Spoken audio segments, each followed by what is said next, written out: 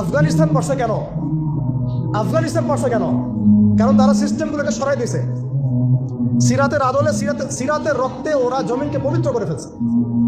সিরাতের আদলে জিহাদের মাধ্যমে রক্ত দিয়ে পশ্চিমাদেরকে বিতাড়িত করে ওরা জমিনকে পবিত্র করে সারিয়া কায়েম করছে। এটাই সারিয়া কায়েম করার রাস্তা, আর কোনো রাস্তা নাই।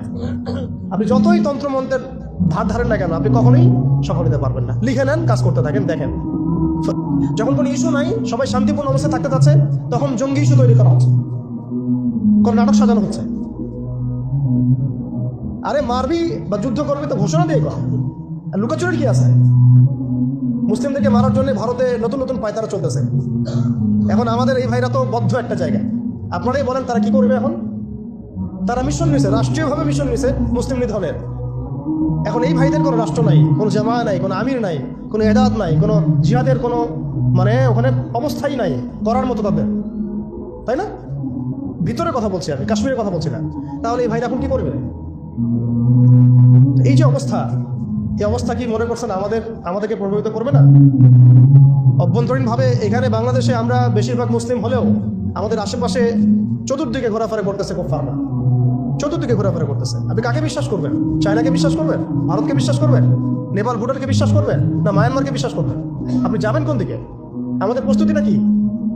আমাদের প্রিপারেশন কি? রাষ্ট্র কি প্রিপারেশন নিচ্ছে? আমার কথা হচ্ছে, রাষ্ট্র নাকি যুদ্ধ করে? সবাই বলেন একটা কথা না, রাষ্ট্রের অধীনে যুদ্ধ। তো রাষ্ট্র কি প্রিপারেশন নিচ্ছে? রাষ্ট্রের সে ফিকির আছে কিনা? রাষ্ট্রের তো এই ফিকিরটুকু নাই যে রাষ্ট্রের মধ্যে ইসলামিক আইনগুলো বাস্তবায়িত হোক। এইটুকু ফিকির নাই তো আপনাদের। যারা ইলেকশন নির্বাচন গণতন্ত্র এগুলো করতেছেন, কার ফিকির আছে? আল্লাহর কসম করে বুকে হাত দিয়ে বলেন তো, কার ফিকির আছে ক্ষমতায় গিয়ে আপনি আল্লাহর আইন বাস্তবায়ন করবেন?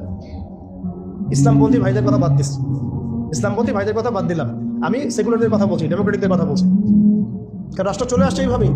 আর যারা ফিকির করছেন ইসলাম নিয়ে আমি যাবো, ওখানে গিয়ে এটা করবো, এটা আপনি ডেমোক্রেটিক সিস্টেমে করতে পারবেন না। আপনাকে সিস্টেমটা সরাই ফেলতে হবে। গণতন্ত্র করে কোনো শব্দই রাখা যাবে না, তারপরে শরিয়া কায়েম করতে পারবেন। শরিয়া আর গণতন্ত্র একসাথে থাকতে পারে না।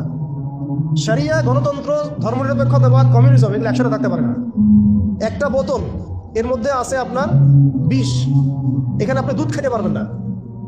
একটা বোতল, এখানে আছে বিষ, আপনি এটাকে 1000 বার ধুইতে হবে, ধোয়ার পরে আপনি দুধ ঢালতে পারবেন, খাওয়ার রিস্ক দিতে পারবেন, তাও খাবেন কিনা সন্দেহ আছে। আর এগুলো তো হচ্ছে মারাত্মক শিরকের বিষ। এগুলো পশ্চিমাদের দাসত্ব করাবে আপনাকে। আমাদের হচ্ছে বড় কান্ট্রি আছে একটা তুরস্ক, একটা ইসলামিক ল বাস্তবায়ন করছে কিনা দেখায়।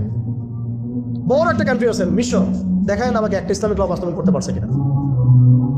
তিউনিসিয়া পারছে কিনা, আজারবাইজান পারছে কিনা, মরক্কো পারছে কিনা, ইথিওপিয়া পারছে কিনা?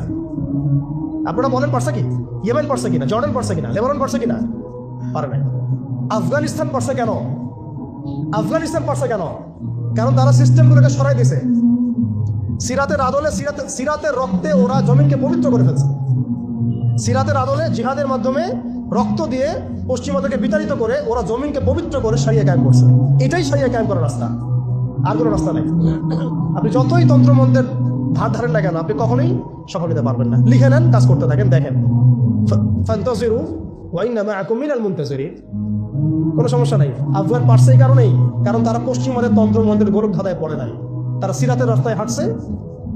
ওকে, আমাদের সাথে লড়বা, আমরাও তোমাদের সাথে লড়বো। ঠিক আছে, হয় তোমরাও থাকবে, না হলে আমরা থাকবো। হয় তাওহীদ থাকবে, না হলে শিরক থাকবে। হয় শরিয়া থাকবে, না হলে তোমাদের তন্ত্রমন্ত্র থাকবে। এই লড়াই যখন হইতে এক পর্যায়ে 20 বছর সময় লাগলেও সেটা আজকে বাস্তবায়ন হয়েছে। যেটা আপনার আমার অঞ্চলে 100 বছরও হয় নাই, 50 বছরও হয় নাই। এরপরেও আল্লাহ পাক আমাদেরকে চোখের সামনে কিন্তু মিসাল দেখাই দিয়েছেন, তারপরেও আমাদের মধ্যে বোধোদয় হচ্ছে না। আমরা বুঝতে পারছি।